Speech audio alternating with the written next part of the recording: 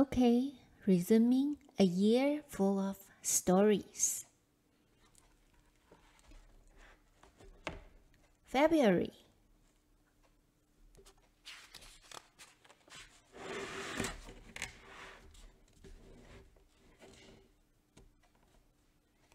February 2nd, Candlemas. The Empty Barn, a Latvian story. Long ago, there was a farmer who had 3 sons, Valdis, Vilis, and Theodorus. Valdis and Vilis were tall and strong, but Theodorus was young and couldn't match his brother's strength. One day, their father said, "Sons, this farm is doing well. Our fields grow golden wheat, our meadows feed sturdy cows, and our hens lay the best eggs. But the old barn has a leaky roof and rotten timbers. It's time to pull it down and build a new one." Valdis and Vilis started work at once, pulling down the old barn. Theodorus rolled up his sleeves. "Let me help," he said, wanting to do something to make his father proud, but his brothers just laughed. "You're not strong enough with those little twigs you call arms," they shouted. "It takes muscles like ours to tear down a barn." So Theodorus was left pick up any bits and pieces from the old barn that he thought might come in useful.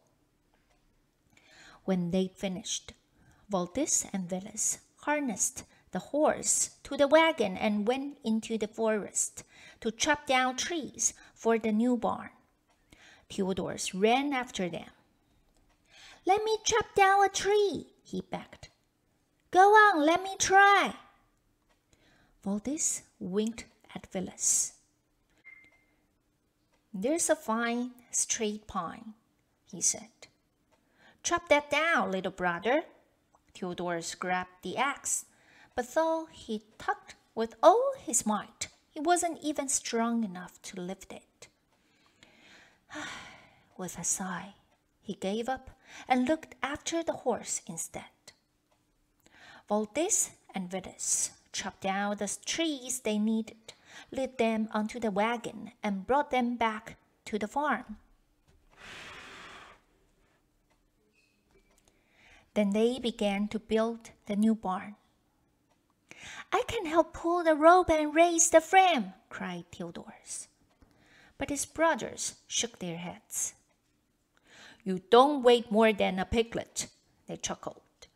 "You'd make no difference at all." Theodorus tried not to look disappointed and made himself useful by shooing the chickens and ducks out of the way. All the while, the farmer sat in his rocking chair on the porch, watching everything. For 3 days, Valdis and Vilis worked on the barn. Theodorus wasn't strong enough to lift the beams or raise the rafters, so he fetched ladders and carried tools for his brothers.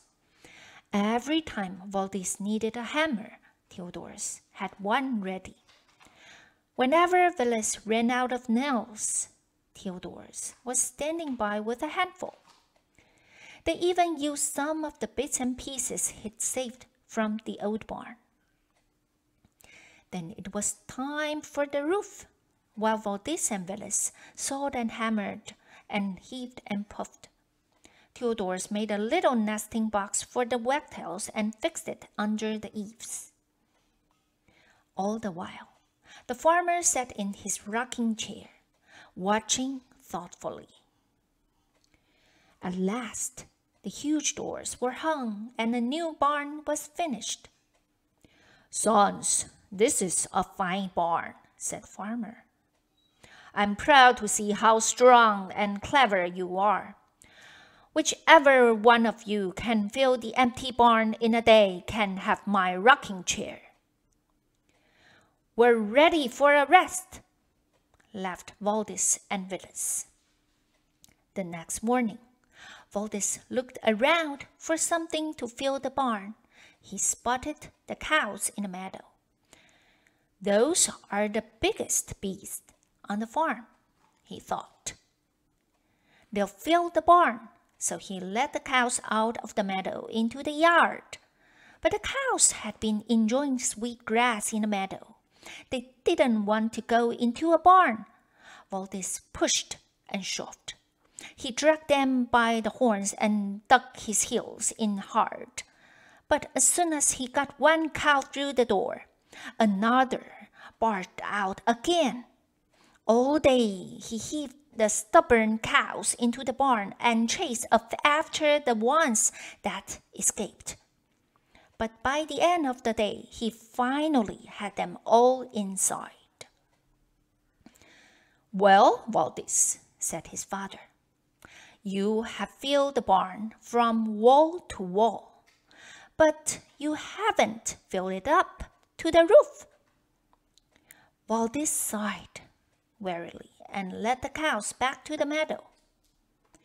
The next morning, Willis headed for the fields. "We've grown plenty of wheat this year," he thought. "That should fill the empty barn." So he loaded up the wagon with sheaves of wheat and took it back to the yard. As he heaved the wheat in and out, it scratched and tickled and poked his ears. But back and forth he went, hour after hour, until at last the fields were empty.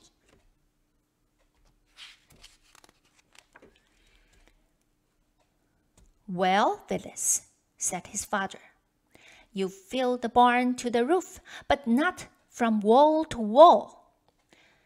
Willis frowned and mopped his brow. Then he began to carry the wheat out again. By the time he had emptied the barn, it was dark. "Your turn tomorrow, Theodorus," said his father. But Theodorus shook his head. "No, I'm ready now, father," he said with a mysterious smile. "I won't take long." Theodorus' father and brothers were puzzled. They watched as he walked into the barn and took something out of his pocket. It was a bundle of candles that he'd saved from the old barn. Theodorus placed the candles around the barn and lit them carefully.